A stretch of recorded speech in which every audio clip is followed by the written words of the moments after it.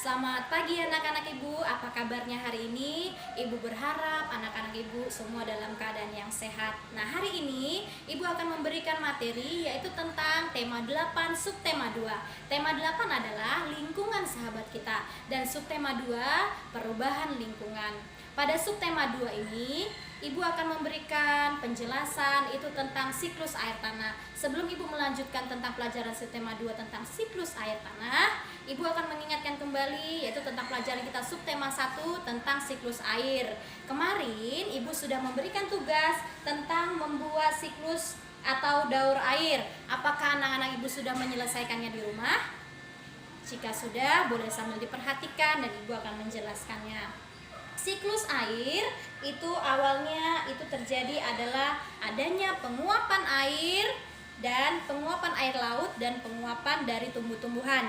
Penguapan air laut itu disebut dengan evaporasi dan penguapan dari tumbuh-tumbuhan disebut dengan transpirasi. Kemudian penguapan uap air ini itu akibatnya disinari oleh matahari. Kemudian uap air ketika sudah berkumpul itu akan menjadi awan. Setelah awan itu sudah tebal dan kemudian awan itu akan menghitam dan turunlah air hujan, yaitu disebut dengan presipitasi. Kemudian setelah terjadinya hujan, air hujan akan kembali atau menyerap ke tanah, itu disebut dengan infiltrasi.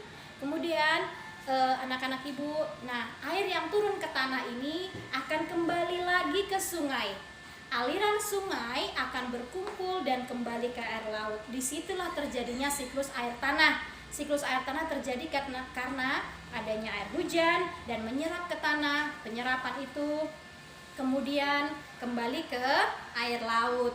Air yang turun ke tanah ada yang masuk dan bergerak ke dalam tanah melalui celah-celah dan pori-pori serta bebatuan. Air yang masuk ke dalam tanah kemudian menjadi cadangan air. Air cadangan akan selalu ada apabila ada daerah peresapan air. Di mana itu daerah peresapan air? Daerah peresapan air itu terdapat di hutan. Hutan berperan sangat penting dalam penyimpanan air.